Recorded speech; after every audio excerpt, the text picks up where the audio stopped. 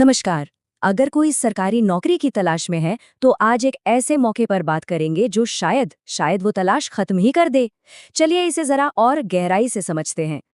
जो लोग सरकारी नौकरी की तैयारी करते हैं ना, वो जानते हैं कि एक आइडियल जॉब के बारे में सोचना कितना आसान है, पर उसे ढूंढना उतना ही मुश्किल है ना।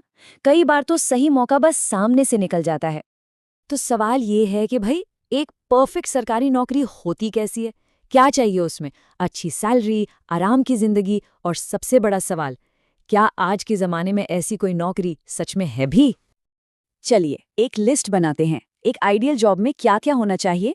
कंपटीशन कम हो, एग्जाम ज्यादा मुश्किल ना हो, इंटरव्यू का तो कोई चक्कर ही ना हो और सिलेक्शन भी फटाफट हो जाए। ऊपर से सैलरी और फायदे जबरदस्त और प्रमोशन का रास्ता भी एकदम साफ। सुनने में तो ये एक सपने जैसा लगता है ना, पर अच्छी बात यह है कि ऐसा एक मौका सच में है। और वो मौका है CBSE यानी central board of secondary education में जूनियर असिस्टेंट की पोस्ट का। जी हाँ, ये वही नौकरी है जो हमारी आइडियल जॉब वाली लिस्ट पर लगभग हर पॉइंट पर टिक करती है। आप CBSE को कौन नहीं जानता? Central board of secondary education, जो सीधे सीधे भारत सरकार के शिक्षा मंत्रालय के अंडर आता है। मतलब एक बहुत ही प्रतिष्ठित और स्टेबल संस्था है। यहाँ जॉब मिलना अपने आप में एक बड़ी बात है। अब आते हैं एलिजिबिलिटी पर, और यहीं पर ये मौका सबसे खास बन जाता है। उम्र चाहिए 18 से 27 साल, और हाँ, नियमों के हिसाब से छूट भी मिलेगी। पर सबसे बड़ी बात सुनिए, इसके लिए कोई स्पेशल डिग्री नहीं चाहिए। किसी भी स्ट्रीम से बस 12वीं पास होना काफी है। सोचिए कितना बड़ा मौका है ये। ठीक है, तो अब सिलेक्शन प्रोसेस को समझते हैं और ध्यान से सुनिएगा, क्योंकि इसका जो तरीका है ना, वही इसे बाकी नौकरियों से बिल्कुल अलग और कह सकते हैं कि आसान बना देता है। पूरी प्रोसेस 3 सिंपल स्टेज में बटी है। पहला स्टेज है टियर 1। ये एक ऑब्जेक्टिव एग्जाम है और ये सिर्फ क्वालिफाइंग है। इसका मतलब इसके नंबर फाइनल मेरिट में नहीं जुड़ेंगे, बस इसे पास करना है। दूसरा और सबसे जरूरी स्टेज है टियर 2, जो कि एक डिस्क्रिप्टिव यानी लिखने वाला एग्जाम है। सारी की सारी मेरिट लिस्ट इसी के बेस पर बनेगी। और आखिर में तीसरा स्टेज है एक सिंपल सा टाइपिंग टेस्ट, जिसमें भी सिर्फ पास होना है। तो ये देखिए टियर 1 का पैटर्न। इसमें टोटल 100 सवाल होंगे, 300 नंबर के। सब्जेक्ट्स आप देख सकते हैं: general awareness, reasoning, maths, Hindi, English और बेसिक कंप्यूटर नॉलेज। लेकिन फिर से याद दिला दूं, ये सिर्फ क्वालिफाइंग है। ये बस अगले लेवल तक पहुंचने का टिकट है। इसके मार्क्स से फाइनल सिलेक्शन का कोई लेना देना नहीं।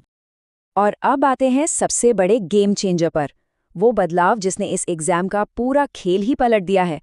देखिए, पिछली बार फाइनल मेरिट ऑब्जेक्टिव एग्जाम के नंबरों से बनी थी, लेकिन इस बार ऑब्जेक्टिव एग्जाम सिर्फ क्वालिफाइंग है। फाइनल मेरिट बनेगी डिस्क्रिप्टिव पेपर से। इसका सीधा सीधा मतलब ये है कि जिनकी लिखने की स्किल अच्छी है, जो रट्टा मारने में नहीं बल्कि अपनी बात को अच्छे से लिखने में माहिर हैं, उनके लिए ये गोल्डन चांस है। और ये है वो असली मेरिट मेकर, टियर 2 का पैटर्न। 150 नंबर का पेपर। इसमें आपको निबंध लिखना होगा, पत्र या एप्लीकेशन लिखनी होगी, और एक चीज है प्रेसी राइटिंग। प्रेसी राइटिंग का मतलब है एक बड़े से पैराग्राफ को पढ़कर उसका निचोड़, उसकी समरी कम शब्दों में लिखना। बस जिनकी लिखने की कला अच्छी है ना, उनका सिलेक्शन इन्हीं 150 नंबरों से पक्का होगा। और आखिरी पड़ाव स्टेज 3 है स्किल टेस्ट। बस टाइपिंग करनी है। इंग्लिश में 35 वर्ड्स पर मिनट या फिर हिंदी में 30 वर्ड्स पर मिनट। इसके कोई नंबर नहीं है, ये सिर्फ पास या फेल वाला टेस्ट है, और थोड़ी सी प्रैक्टिस से ये आराम से हो जाता है। तो ठीक है, सिलेक्शन प्रोसेस तो समझ लिया, पर सवाल ये है कि इतनी मेहनत के बाद मिलेगा क्या? चलिए अब फायदों की बात करते हैं, जो इस जॉब को वाकई एक जबरदस्त मौका बनाते हैं। सबसे पहले और सबसे जरूरी चीज, सैलरी। ज्वाइन करते ही पहली इन हैंड सैलरी होगी लगभग 45,000 रुपए महीना। जी हाँ, 45,000 रुपए। एक 12वीं पास की क्वालिफिकेशन वाली जॉब के लिए ये एक शानदार शुरुआत है। और बात सिर्फ शुरुआती सैलरी की नहीं है, यहाँ करियर ग्रोथ का रास्ता भी एकदम क्लियर है। शुरुआत होगी जूनियर असिस्टेंट के तौर पर।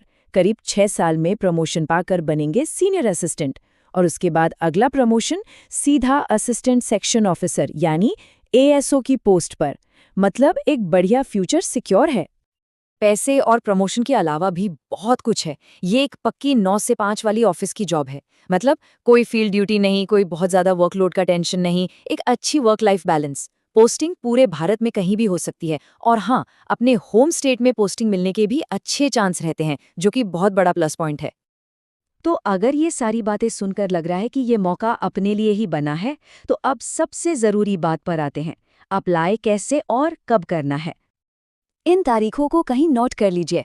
एप्लीकेशन की विंडो बहुत छोटी है, सिर्फ 20 दिन की। 2 दिसंबर 2025 से शुरू होकर 22 दिसंबर 2025 को खत्म। और एग्जाम भी बहुत जल्दी है, फरवरी 2026 में ही हो सकता है। मतलब तैयारी के लिए ज़्यादा वक्त नहीं है। बाकी फीस वगैरह की जानकारी आप स्क्रीन पर देख सकते हैं। तो सारी तस्वीर अब बिल्कुल साफ है।